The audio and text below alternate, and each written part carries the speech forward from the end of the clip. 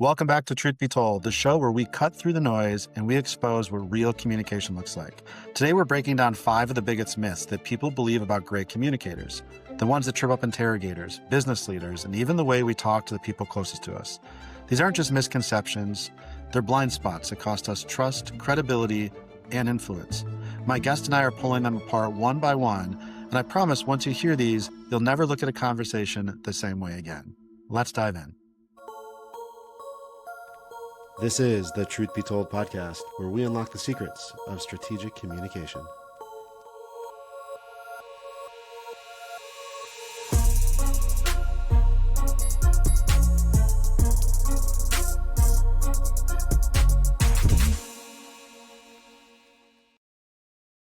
My guest today is Mike Reddington, CFI, an expert at moving people from resistance to commitment. He's president of Inquasive and the author of the Discipline Listening Method. But his path actually started in the interrogation room. Quickly rising through the ranks in the private sector, Mike also earned the designation of a certified forensic interviewer. After a decade of traveling the world with Wickler, Zalowski and Associates, Mike quickly realized that the same psychology that we talk about with investigative interviewing can also drive leadership, sales, negotiation, and everyday conversations. Today, Mike teaches executives across the globe how to activate commitment, strengthen influence, and how to communicate with a purpose. We got together and we started talking about the same aggravations, misconceptions, and myths around communication and how they translate from both the executive presence and leadership world to the investigative interviewing world. So let's dive in and hear what Mike has to say. And while you're here, make sure to follow and subscribe Truth Be Told podcast, but also follow Mike's podcast, I See What You're Saying, as we're going to take this episode into part 2 on his platform. I hope you enjoy what you're about to hear. Make sure you stay to the end so you can hear all 5 of Mike's misconceptions. Welcome to this episode of the Truth Be Told podcast. I've got a familiar face on here, Mr. Mike Reddington. How's it going, my man? It's going great, man. Thank you for having me back. It is great to see you as always. Yeah, it's. I know y'all just heard a little bit about Mike, president of Inquasive and communication expert, colleague, and just usually an all-around good dude. I'd say usually because, weeks 1 through 17 of a certain professional football league, we've got some trash. We got to go there right away. Yes, we have to. But I know Mike and I both, in different ways, but a little bit of the same, work in the communication field. And, we Mike talk all the time about some annoyances that we deal with out there whether you're working with executives and CEOs and business leaders, or we're training investigators. At the end of the day, we're talking about communication. And I think we both have a bit of a short fuse when it comes to people failing or some myths out there with communication. Yeah. To be honest, I think a lot of people listening probably know us both a little bit. You just could have stopped at short fused and it still would have been an accurate statement. Yeah. But yeah, I think really in our own way, we do the same thing. We are out there teaching people how to connect with others in order to encourage them to share sensitive information in vulnerable circumstances. You can call a conversation anything you want, but that's really what we're doing. And yes, 100%, whether we call them myths or tropes or just these expectations that have been passed down for generations in communications that people fall prey to, and they really become such limiting factors that when I hear people either professing them or adhering to them or making decisions because of them, if I had hair to lose, I would lose more hair. Yeah, but you got the solid beard going on. That's becoming a qualifier for people to be on the podcast. If you aren't seeing Mike's beard, it's because you haven't realized you can watch our podcast on YouTube or on Spotify if you're just listening to us in the car.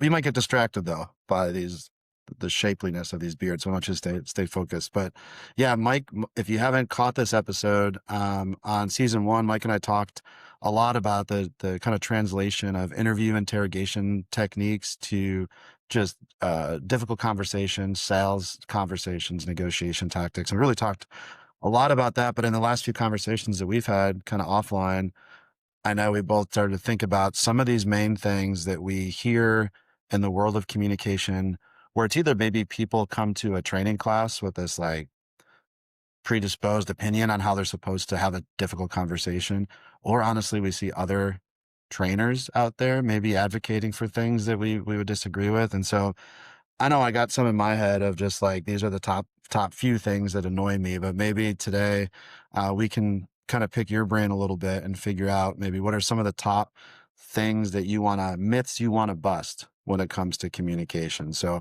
I don't know if you want to kick us off with one or one that's kind of been nagging you a little bit that we can explore.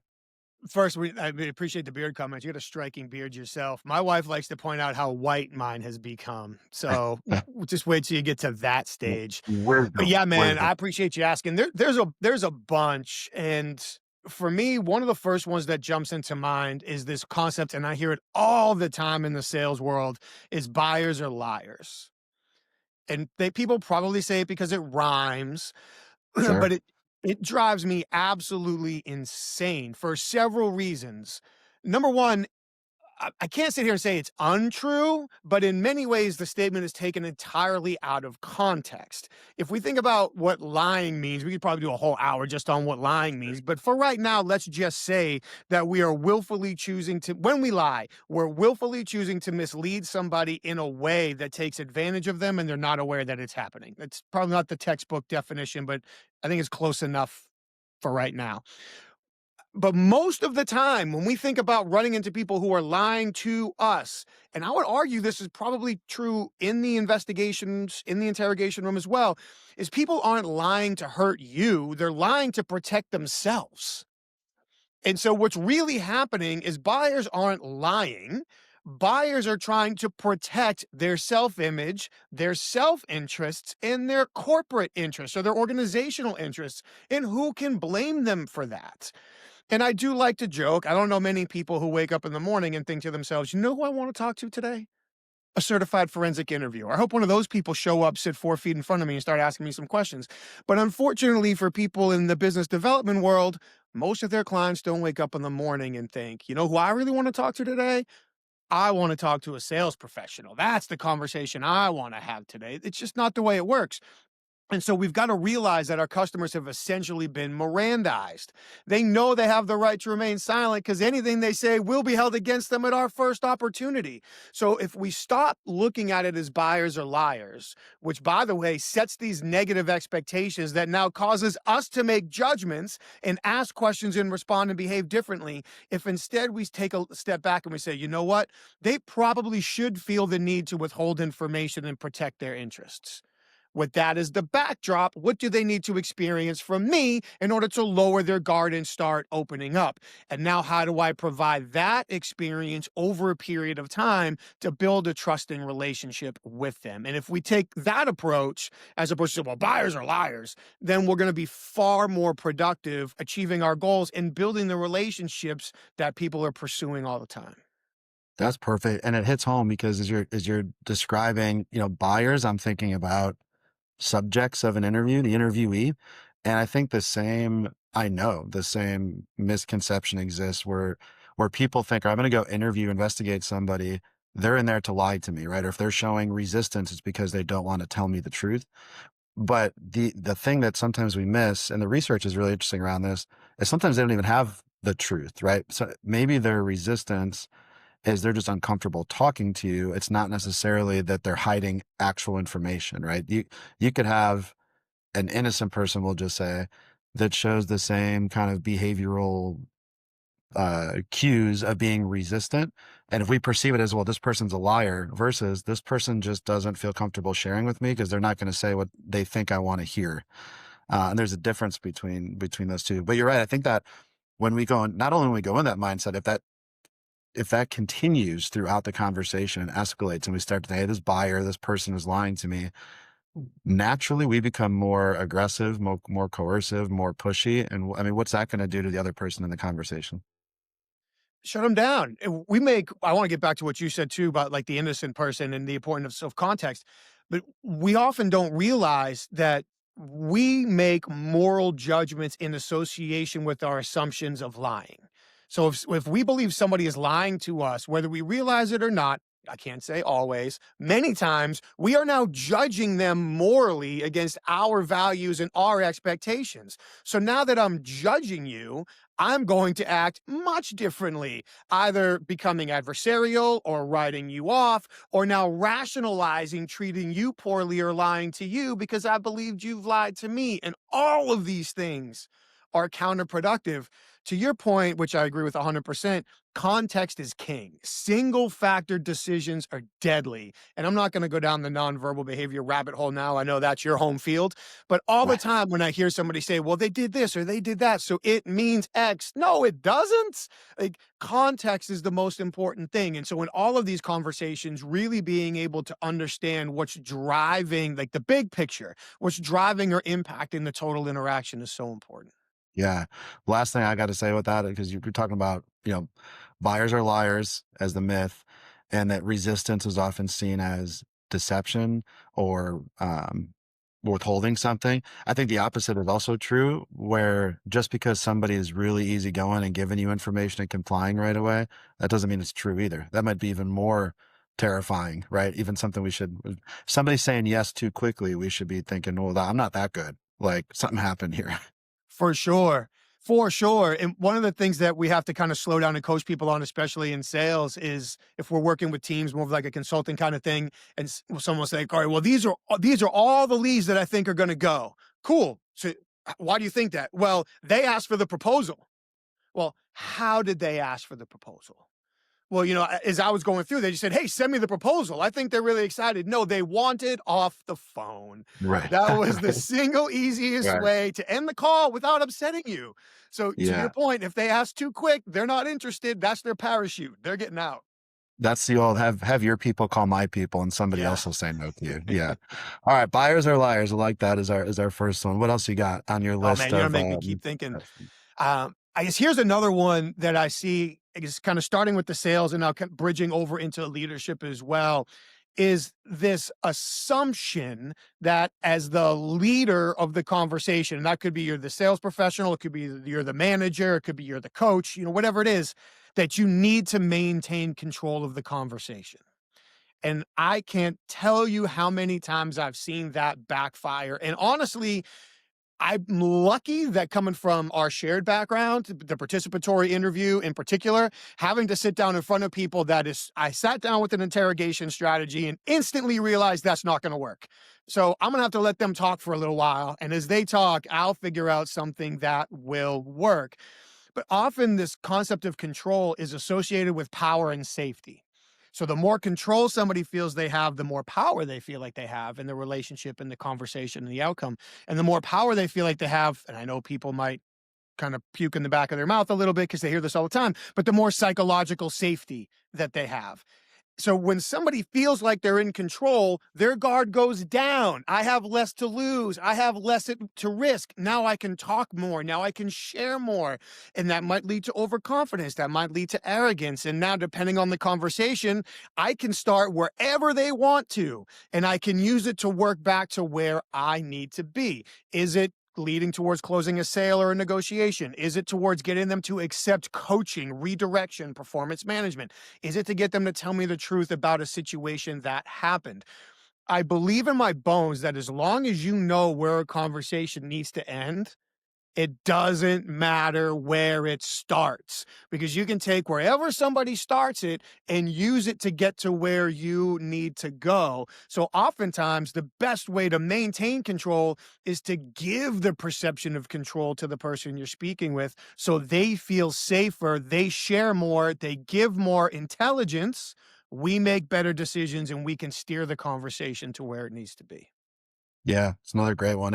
A direct translation to interview or interrogation techniques, especially when you look at the last several decades of how that's evolved from, legacy type methods where the interviewer, the interrogator is monologue the whole time, controlling the conversation, asking questions where they only want simple answers to, versus today with incorporating research where it's much more participatory, like you said, and we have a dialogue and we're letting the interviewee manage the conversation while we kind of might guide the focus of it. But I'm even just thinking into like how much of this stuff probably translates into your personal relationship because I mean, how would anybody feel if you're having a conversation with, you meet somebody you're sitting next to somebody at a wedding and that person dominates the entire conversation.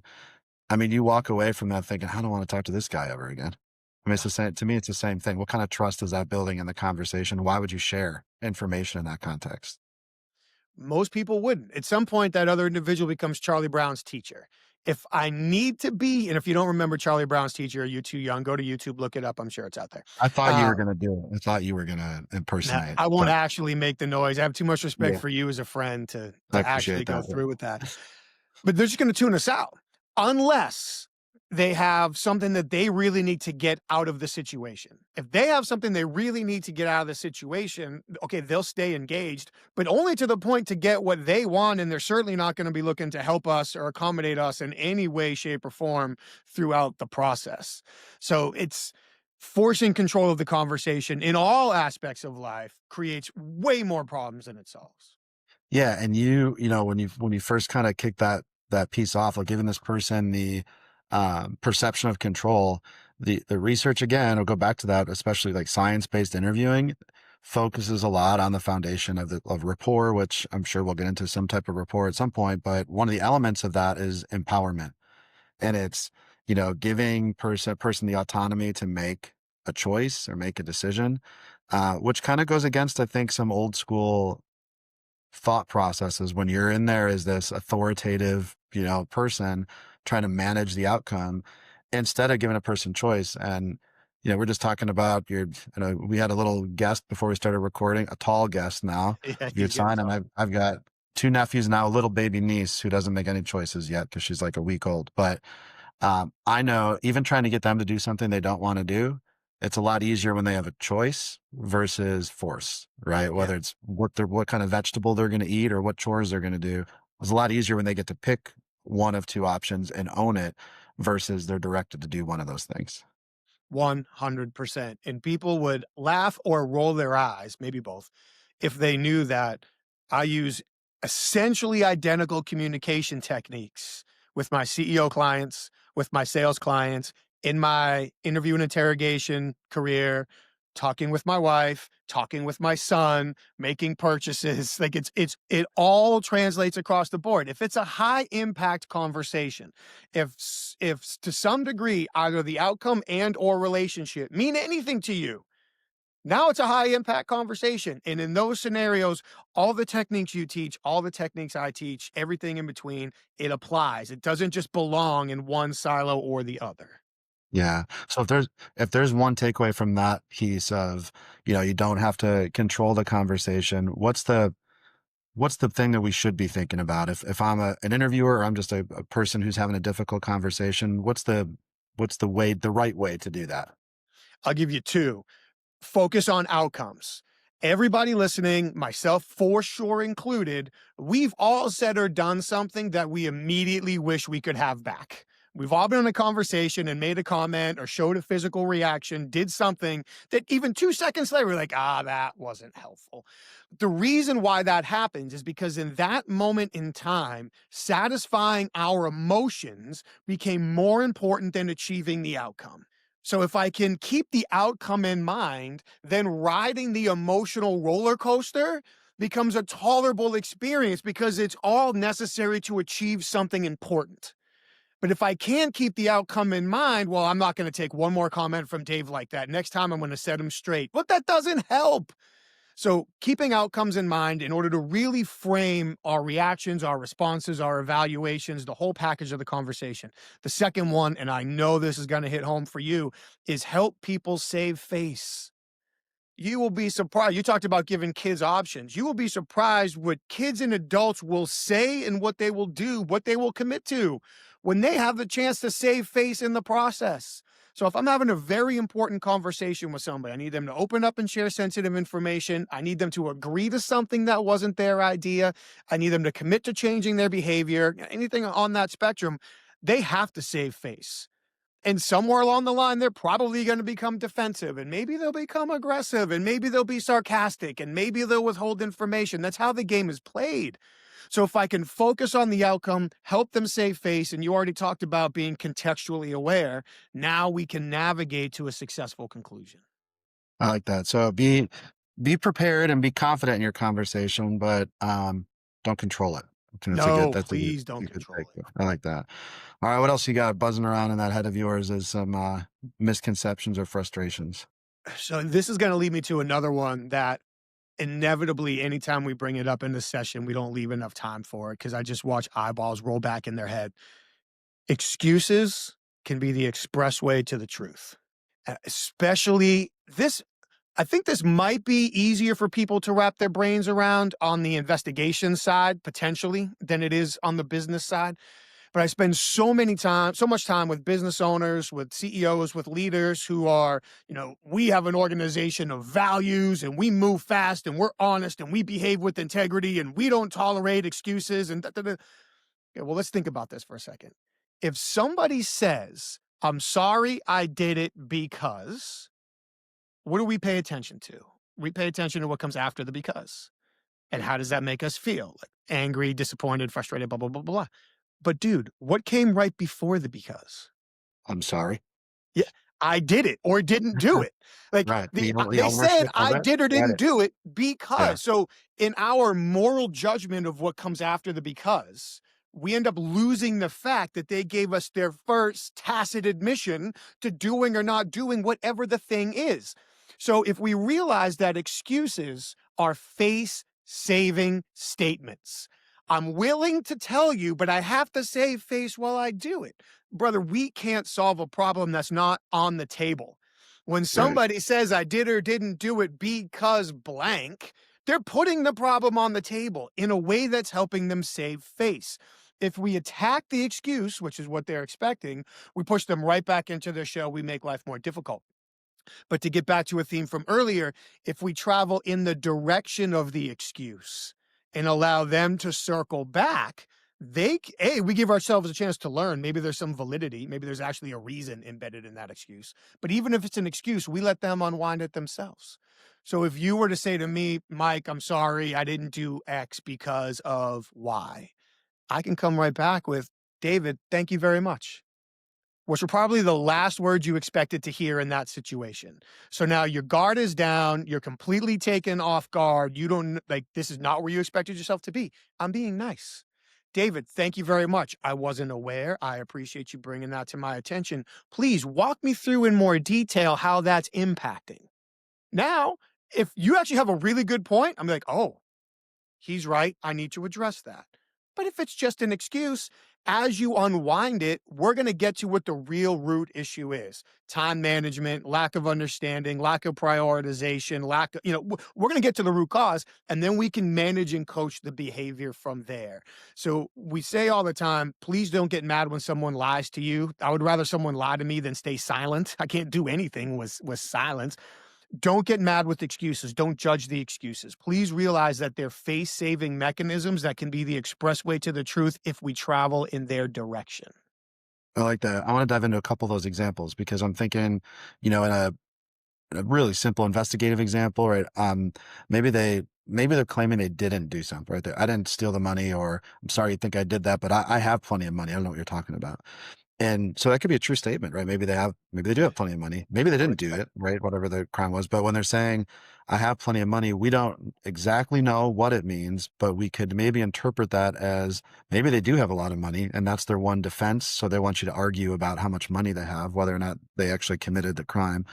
Maybe second, they feel offended that you are challenging them about if they need or do not need money. And so they're giving you some information there. And I'm thinking on the sales side, right, trying to sell somebody a new security product to their business or whatever it might be, cameras, well, facial recognition, right, is a big thing right now. And maybe they say, I'm sorry, I thought we could close this out by end of year, but my legal team's giving me a real hard time. So if I'm in your shoes, right, if I'm trying to sell and somebody says, I'm sorry, I know I promised we'd get that done by the end of the quarter, but my legal team is really giving me a hard time. How can I take what you just said and use that maybe to my advantage in the conversation? That's a great one, dude. Just do me a favor and say my legal team's giving me a hard time. Sorry, man, but my legal team's just giving me a hard time to pull this off. That's their job. That's what they get paid for. That's what they take pride in. Really, what I want to make sure we do is set aside enough time to work through that process together. So thinking back, on the last several occasions where the legal team made things more difficult just to make sure they were protecting the organization, what are the common areas of concern that we can start relieving right? Yeah, that's great. And so, because what you're doing, and I think this is the mistake as you got into this topic that it's resonating so much that I get frustrated with is people want to argue that, right? They want to argue the excuse or the reason versus, okay, let's embrace it and figure out how can we have shared expectations now in the conversation. And so what you just did is, all right, let me take you as a partner.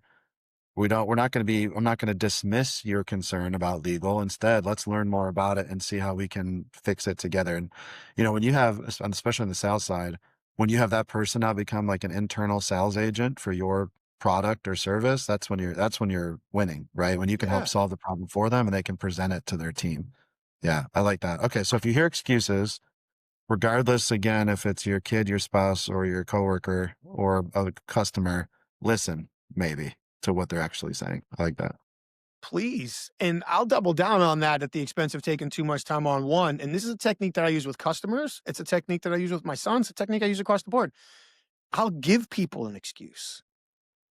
If they are so shut down that they just they won't talk to me about a topic, I will give them an excuse. So like I'll give them a menu of excuses so they can say, yeah, that's the reason why. Okay, cool. Maybe it's true, maybe it's not, but now we're talking. And now that the problem is on the table, we can solve it. So my son's wearing headphones. Maybe he can hear me, maybe he can't, but that's okay either way. Sometimes when things happen at school, and he's nervous to talk about it because he doesn't want us to be disappointed in him or he doesn't want to get in trouble. Well, of course, every elementary school kid should think that way. That's fine. I'll just tell him a quick story about it. How, I remember when I was a kid, somebody said this was a good idea. It turned out it wasn't. I'm curious, which one of your friends said it was a good idea? Bam. Now we're talking. And so just a lot of times you can use that as a way to break open a stalled investigation as well. And it doesn't take away accountability. The big pushback I typically get is, well, we believe in accountability and excuses take away accountability. Well, when I'm supposed to get up at 5 a.m. and my alarm goes off and I say, I'm tired, so I hit snooze, that's taking away accountability. That's a fail. But this is a different context.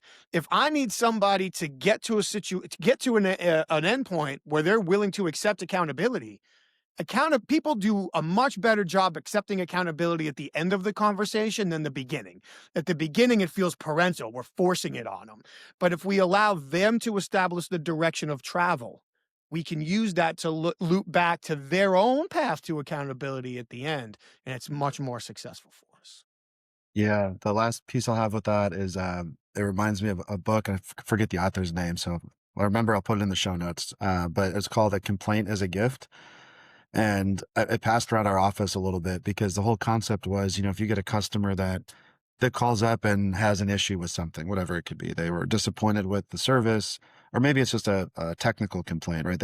Your website's terrible. I can't figure out how to process my credit card. And it's kind of like an excuse. Like your initial response is like, you idiot. God, you don't know how to use a credit card. I mean, and because that's what somebody complains or gives you negative feedback, you immediately want to prove them wrong. But if you change the mindset, kind of like the excuse, like, what can I learn from that complaint? And so if it was, I can't process my credit card, it's taken forever, whatever. Maybe there's an issue with the website that we could make that 3 steps easier. And if we do that, maybe we could sell X amount more because we just made it more efficient for customers. And so taking these excuses, complaints, whatever they are, and not just taking them at face value for truth, but learn about them and see what we can do to maybe keep that conversation going forward. I like that. All right. So don't shy away. Don't get mad when people give excuses when that might actually be you getting on the road to the truth at some point. Yes, All right. it's the expressway. I The promise. expressway. Yeah, I like that. To get you there All right. faster. What else you got for some frustrations out there that you're hearing out in the field? One that I think piggybacks off of that really well is this concept that, and honestly, I first ran into it when we were working in the same world, is people feel entitled to the truth. Because I'm the investigator and you're the subject or suspect or witness or victim. You owe it to me to tell me the truth so I can do my job. Because I'm the CEO, the business owner, the leader. You owe it to me so I can do my job. Because I'm the business development person and I have something that I honestly believe can really help you in your life, in your world, in your business. You owe it to me to tell me the truth because I'm negotiating with you. You owe it to me or because I'm a parent. You owe it to me to tell me the truth. And people that we lovingly refer to that as the entitlement trap. Because as soon as we feel entitled to information, it has this reverse magnetic effect. We end up pushing people away and making them more defensive in that scenario. Kind of touched on this a little bit before, so maybe I'm overlapping a little bit here. People don't feel entitled to give us what we want. People feel entitled to protect their self-image, what's important to them, their goals, their fears, either personally or for their organization.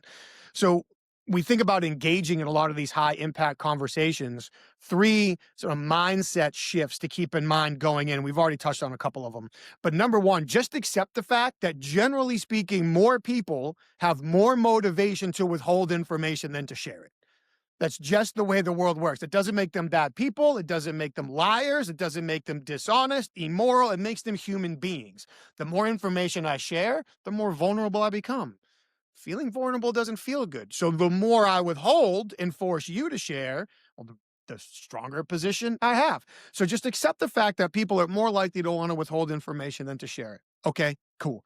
If we want them to share it, the part we touched on before was we have to help them save face, and we really, really, really need to focus on outcomes. So from a preparation standpoint, and this was something that I stumbled into working in an investigation for WZ back in the day, was instead of if we're formally planning or informally thinking about engaging in a high impact conversation, interview, interrogation, sale, negotiation, coaching conversation, parenting conversation, doesn't matter.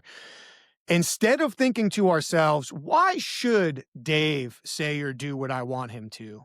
We need to think, why shouldn't Dave say or do why I think what I want him to? If I think, why should Dave do it? I'm now transposing my biases, experiences, expectations on you and saying, well, as Mike Reddington, this is why I think Dave Thompson should do this. But now if I take a step back, and it's not about being negative, it's about being painfully honest. Why shouldn't Dave want to say or do this? And because I'm old school, if it's really important, I'm going to get a pen and a paper and I'm literally going to write down a list of all the reasons why Dave shouldn't want to do this. And then I'm going to think, okay, well, why hasn't Dave done it already? And honestly, it could be you didn't know, you've never been asked, whatever. But if you've had the opportunity to do it before, I'm going to think, well, why hasn't he done it before? And I'm going to write those down. Then I'm going to look at that list. And I already mentioned this one earlier. But now the question I'm going to ask myself is, what does Dave need to experience before he chooses to? And I'm going to build that experience based off the reasons why you probably shouldn't. So that way, hopefully, I'm giving you what you need in order to overcome that. There may or may not be a video floating around the office of a guy who admitted to stealing a few guns, who had already been interrogated a couple of times a few months before I got there. That's the strategy that I use to put the game plan together that cracked that one. Yeah, I like that. It's one of the simplest things I heard in that explanation is it's not about you, right? The conversation is, you said this on the first time you and I sat down and did a podcast together. You made a comment about we typically, both of us, talk to people in these settings that don't necessarily want to talk to us. We're not talking in our social lives, hopefully, but Well, yeah, right. That's in our professional capacity. And if I was thinking about that as you're just talking, like, for the most part, in an investigation, we'll say, the other person maybe doesn't even know that conversation is about to happen. They haven't been strategizing or investigating or planning this conversation for months.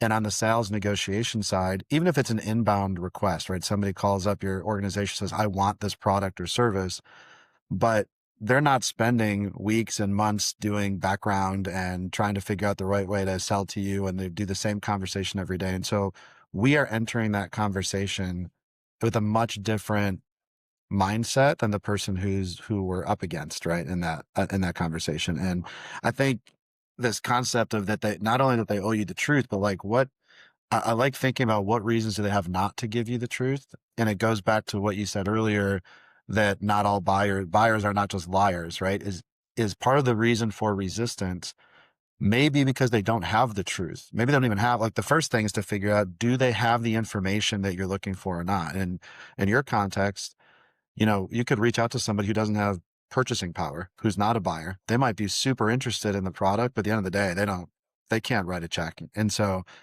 that might be their reason for resistance, not necessarily that they're lying about the product or if they need it or not. It's just they don't have the capacity to purchase it.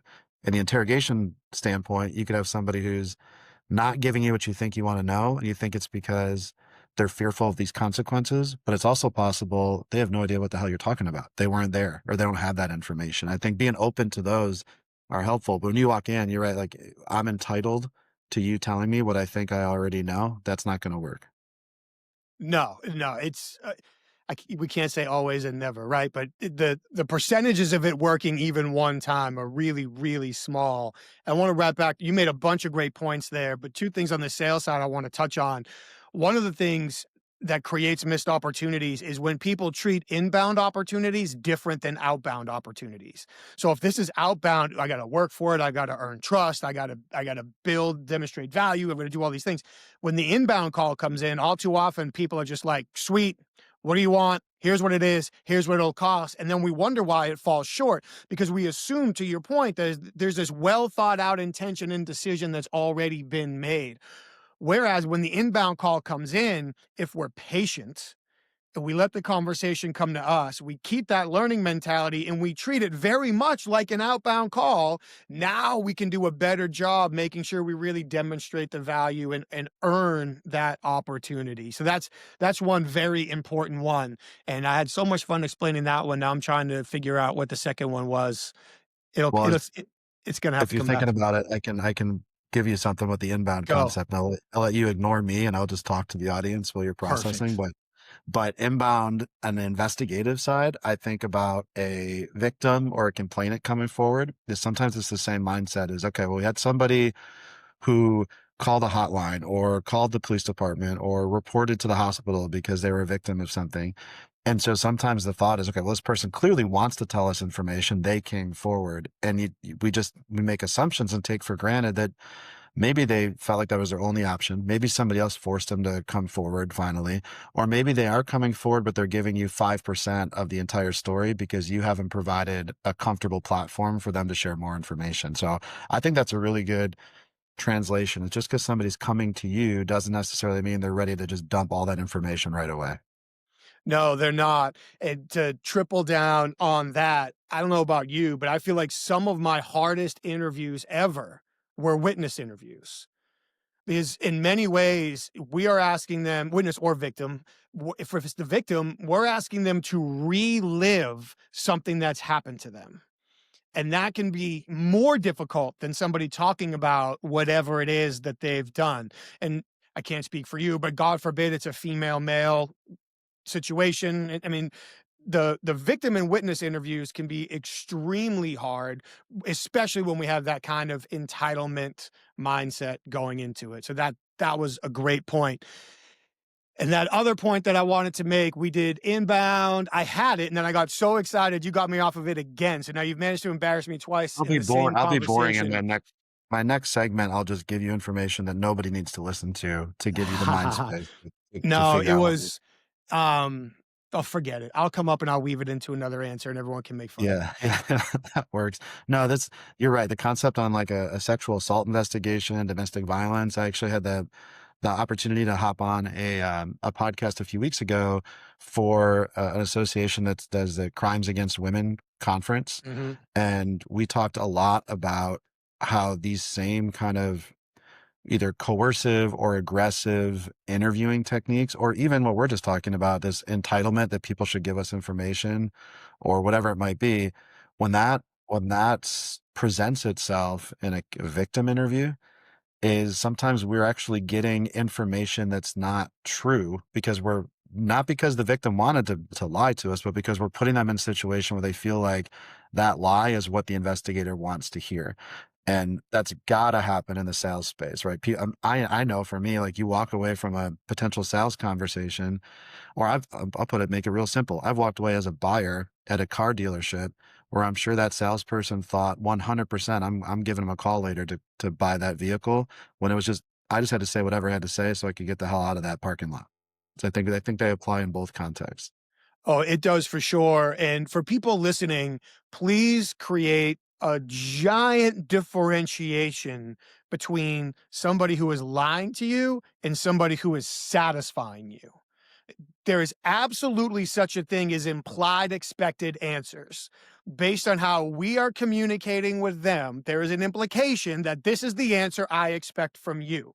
And if the stress level has been dialed up, if rapport has been shattered or never been built, if there's consequences, hell, if somebody has to go pick their kid up from school and this is enough, then they're going to give you what they think satisfies you in order to move the conversation forward or end it. And that is much, much different than lying, in my humble opinion, because now this is a goal-oriented exercise, and we've literally shown them the door, so they're taking it.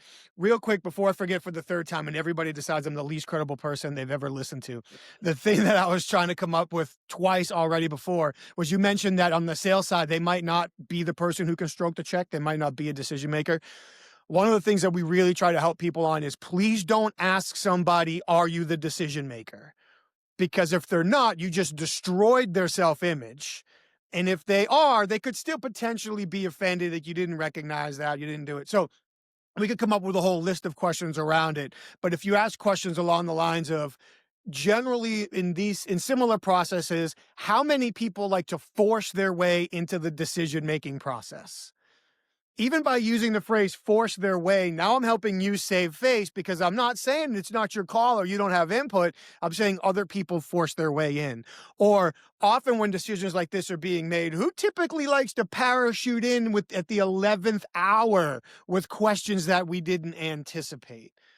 So now not only are we figuring out who is involved in the process, but both of those questions set up follow-up questions that we can start solving problems now before they rear themselves up later. I really like that, and it's giving them the opportunity back to your, kind of empowerment piece where they can explain the context there a little bit versus, do you have the power of the purse? Are you the check writer? Is it very much yes or no? And you're right, I'm thinking the person who even is the check writer, depending on their personality, is maybe that's like, well, you should have recognized that before you talk to me. Or it could also be, so that's all you're about is trying to get money from like that. Now I'm going to have more resistance because you just told me the one thing that you want from me. I'm going to protect that even further. Yeah. And so I like that. Those are some better ways to ask more open-ended type questions to allow a person to give you context to like the workings of that organization. It's good. All right, we got a little bit of time left. We could probably give me at least one more from your perspective that we want to myth bust on the call here. I'll try to come up with one. I'm going to test this whole thinking and talking again at the same time. It hasn't worked out for me previously, but also, yes, they're great open-ended questions, but they're also strategic questions where we can predict potential responses and be 2 or 3 moves ahead by the time they answer the question. So if I'm asking somebody who likes to force their way in, assuming I get an answer to that, then we can start talking about their role, their perception, their fears, their concerns, their goals, who likes to parachute in with the questions at the last second. What are the questions they typically throw at us when we think there's not? So yes, they're open-ended questions, but they're also intelligence gathering questions. So we're moving ourselves further down the board. But you asked me for one more, and I'm coming dangerously close to boring people already, probably. So I'm going to go with one that hits a little bit close to home so people can put their Mike might be biased hats on for this one. Active listening is performative listening. The phrase active listening, and we can go all the way back to the 50s with Carson and Rogers. I'm probably forgetting their name and people can already decide I'm not credible for it. But when we think about active listening, we think about, okay, well, maintain appropriate eye contact. Maintain open body posture. Give physical encouragers. Summarize what you're saying. Draw people out. Let them know that you're listening and that you're paying attention and they'll talk more. Well, first, let's be clear. Yes, when people believe that you're listening to them, they generally will share more. That's 100% true, of course. However, for everybody listening, if you stop and think about it for a second, how many times have you maintained reasonable, appropriate eye contact, open body posture, gave physical encouragers, some, yep, you're right, yep, maybe even summarized a few things you heard, while summarily ignoring the person that you were listening to, supposedly, and thinking about how you felt, what you want to say, or where else you would rather be? I'm just as guilty of that as anybody else. So I don't want to go as far as to say active listening is a myth. Don't do it. That would be a false hot take, and that's not the business you and I are in. So those active listening behaviors are important. People should feel like we're engaged with them.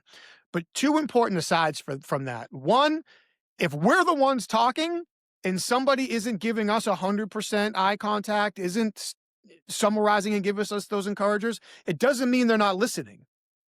Their personality traits might be they don't make eye contact for any number of medical reasons or personality reasons. They're just not eye contact people. For me, with my son, I very rarely will tell him, look at me. I mean, I'm sure a couple times a day I do, but on a percentage basis, I don't. Because as long as we're having the conversation, he doesn't have to be looking at me. I can tell you if he's paying attention or responding. Why make the situation more uncomfortable by forcing eye contact at a sensitive moment?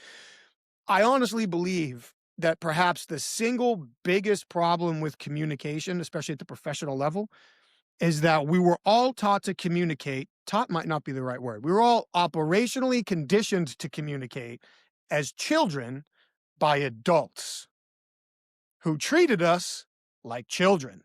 It's the only models most of us ever had. Then we grow up to be adults who have to talk to other adults, but all we know how to do is talk to kids. And then we wonder why it goes sideways, it doesn't work, we get frustrated, we blame the other person. Forcing that, look at me, engage with me when I'm talking to you, is a great way to come off as an unwanted parent. So that's one aside if we're the ones doing the talking. But if we're the ones doing the listening, there has to be a reason to listen. If we can't give ourselves a reason to listen, we won't. We just won't. It's the way our brains are wired. We're wired to take in information that aligns with what we already think and believe and makes us feel comfortable. We're wired to disregard information that doesn't line up with what we think and believe and makes us feel uncomfortable. So in order to really stay locked in, I have to have a reason to listen. Dave might teach me something. There could be something here I don't know. There might be a perspective here I don't understand. This goal or outcome is so important. The only way I can achieve it is if I lock in and listen to Dave.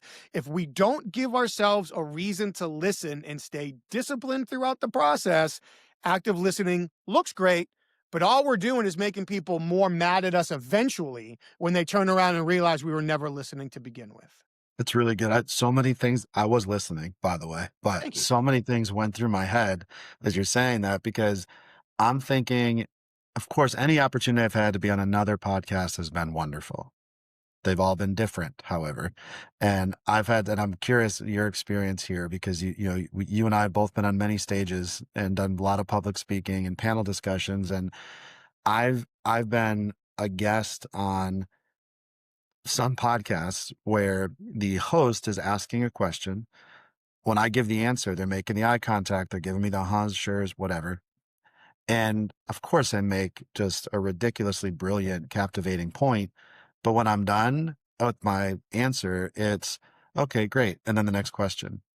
And so to me, that tells me that they pretend performative that they were listening, but what were they really getting out of that? And I'm then putting myself, I've been guilty of that, especially like on a panel discussion. I think this is a good takeaway for me and people that are listening is when you're on stage and a lot of you have probably been to a panel discussion or maybe been part of one. And so you got 3 or 4 people, you got a MC asking you questions. And let's say you and I are on the panel. Oftentimes they ask Mike a question, and based off what you say, I might be asked a follow-up question, which means I've got, hundreds of people watching this conversation. So I can't just sit and nod my head and say, uh-huh, uh-huh, uh-huh. And then it comes to me and I have no idea the context of what I wasn't really truly disciplined in my listening. And so in those contexts, or when I'm hosting a podcast, you have to think, why am I listening to what this person's about to say? And even if it's because I'm going to be asked a follow-up question on that context, or because there's something he says I need to ask a follow-up, that forces you to be more engaged in that listening time frame. And so the takeaway I had as you were going through this, I never thought about this before, is to really take not every conversation, because some you don't really care about, but every serious conversation that you're going to have, or important conversation, and put my mindset as if I'm on a panel on a stage in front of people listening to this person, because I'm going to be required to respond with context from what they just shared. And I think that's at least for me, that's a good way to force, be present in this mindset. Yeah, I think that's a great idea, and I love how you just said be present. Another thing that grinds my gears, there's probably a long list of things that grind my gears, which is a me problem. I'm well aware of that. Is when people do, well, just be present. Just stay present. Just be present. You need to be present. Well, stay present. Well, how am I supposed to stay present? Like, what's I'm the here. I'm process for standing that? here. Right. Like, what does that mean? Like, be where your feet are. Well, I am. Like, what do you mean by that? Like, all these things sound great, but teach me how to do it. Listening is an outcome driven exercise. It takes a lot of energy. So if we can't tie the opportunity to listen to somebody into an outcome, then it's easier for our mind to wander. I had a real fortunate opportunity. I had Graham Bodie on my podcast. He's one of the absolute top researchers in the world of listening. And he bailed me out without realizing he did it. He's out of the blue in one of his answers. He quoted that on average, research shows that people kind of space out, their minds wander, even the best listeners, about 20% of the time. Like, yes, I'm saved because I have to be at a Yeah. minimum of 30, right? But if we have a reason to listen, when we not only will our minds wander less, but when we realize it does, we can catch it and we can come back because we're straying away from the reason. And oftentimes, the hardest thing to do can be keeping in mind the long-term reasons. So if I'm having a performance management conversation with an employee and they're just hitting me with excuses and lack of accountability and it's not my fault and blah, blah, blah, blah, blah, it's real easy for me to get upset and tune them out. But my long-term goal should be to develop this person into such an asset to the organization that not only do they get promoted in the organization, but they become a resource and someone who can teach others. With a customer, same thing. Like the long-term goal should be to build such a relationship with them that this sales cycle takes care of itself and they're introducing me to other customers. With my son, my long-term goal is to raise a happy, healthy, confident person who contributes to society in their own possible way, however they want to, and they're happy with their life. So every little interaction I have with him is another brick in the wall that builds that. For my wife and I want us to have a happy, supportive relationship together for the rest of our lives. Every little conversation is another brick in the wall. I'm not saying I handle them all right. If my wife was here, she would certainly tell you that I don't. But if we can keep those long-term goals in mind, then it's easier to be present. I don't have the research to back this up.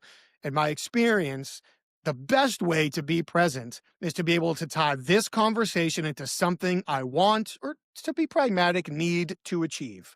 Okay, now I have a reason to be engaged. But if I don't, I like that. It's like, what am I going to do with the information I'm being given? And if you're thinking that, then you're more engaged with that information because you have an outcome, an action attached to receiving it. So I like yeah. that. There's so much that we talked about here. And we're almost up against the time. And this, like, I'm starting to think of the million aggravations I have when I'm in a class or just hearing people talk about, especially when it comes to the myths around interrogation. And the one, I'm just going to throw this out there that I think we probably definitely have a mutual issue with is this, just like saying be present. It's this concept of just develop rapport, right? Rapport is just a stage of a conversation. So I don't know how you feel about that one, but to me, that's rapport is just this buzzword, and people think it's just let's talk about the weather for 5 minutes, and all of a sudden we have rapport. Dude, I'm with you 100%. Yes, rapport is necessary. I don't think we need to beat that horse to death. We've talked about it before. I know you talk about it all the time, but it's absolutely not a stage. Forcing people to build rapport will kill it and will kill it long term. Doing it inauthentically can kill it and kill it long term. A rapport should be a thread that is consistently being pulled and developed throughout the entirety, not just of a conversation, but of a relationship.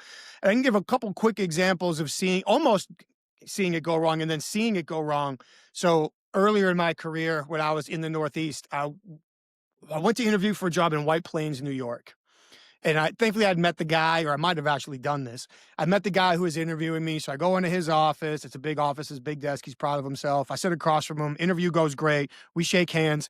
And on the way out the door, I noticed that he had like a red die-cast model of a 67 Corvette up on a shelf behind his desk. So on the way out, I'm like, hey man, I never pictured you as a Corvette guy. He laughs. He says, I'm not.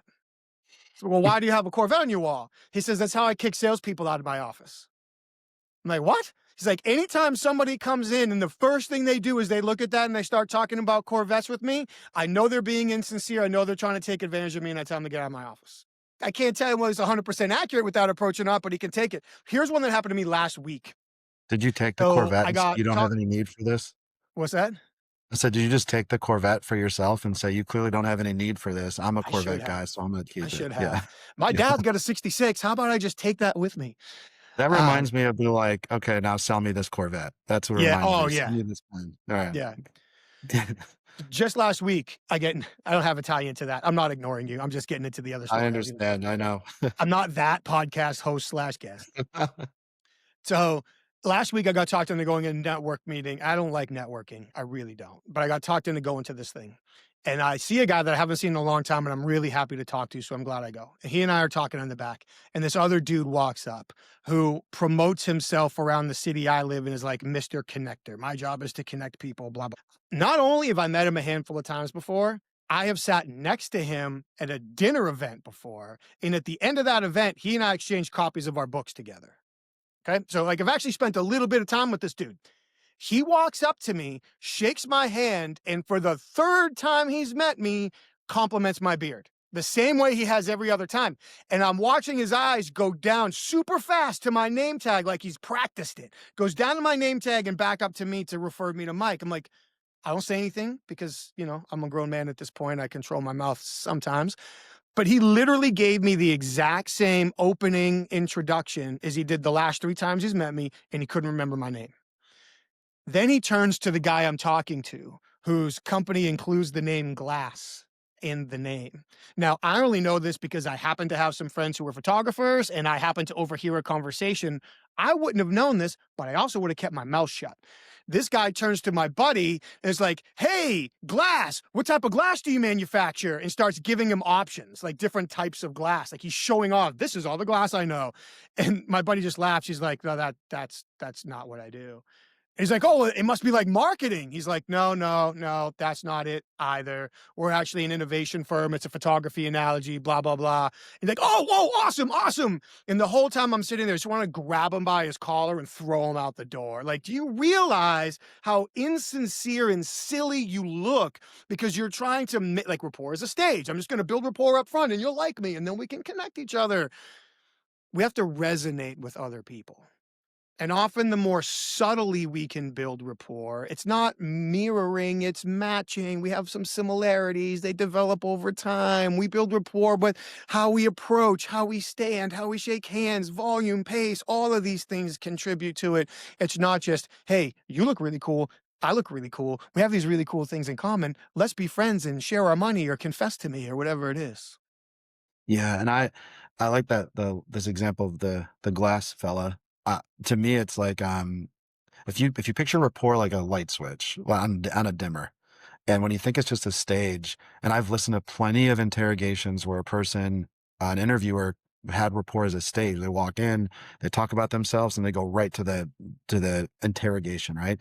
And it's almost like they flip the switch on, the light switch on, full bright rapport, and then they flip the switch off, rapport's over, and now it's just interrogation. And to me, this kind of, if you carry that like metaphor of this light through, that light should stay on throughout the entire conversation, because rapport could be easy in the beginning, right? When you get to know somebody and you have some similarity or you're learning about their role or whatever. But as soon as you get to a point of that conversation where maybe you're asking for something they don't want to give, there's resistance, it's up against the 5 o'clock hour and they got to get home or whatever it is, that's when that light starts to dim a little bit. And it's your responsibility to keep the lights on through rapport. And that could be through empathy, that could be through being more adaptive and how we respond to somebody's resistance. But I try to picture it that way, because otherwise it's like, I've listened to interrogations where the relationship is completely different in the first 5 minutes than it is in the middle 30 minutes of the conversation, and that's just not gonna work. So yeah, rapport is a living, growing thing, and we got to keep the lights on for the conversation. But yeah, that one I had to throw that out there because that definitely hits home in the interrogation world, just as much as it does in the sales and business space. Oh, it does for sure. And I think your light switch analogy is perfect for it. So now I've got an idea. Earlier, you threw down a gauntlet about podcast hosts. And I know a guy who's got a show And I think it might be fun to flip the coin, because I gotta believe that as you were asking me about things, myths that annoy me, that drive me nuts, that are really limiting people from making the most of their conversations, I gotta bet that you had a list running in your head of things that you were thinking about that you deal with in your world that run completely parallel. So what if we make this a two-part deal? And now we jump over and we record an episode on my show where I get to ask you about the things that drive you up a wall and that you see need to be addressed in the world of investigative interviewing and communications. And we close this loop.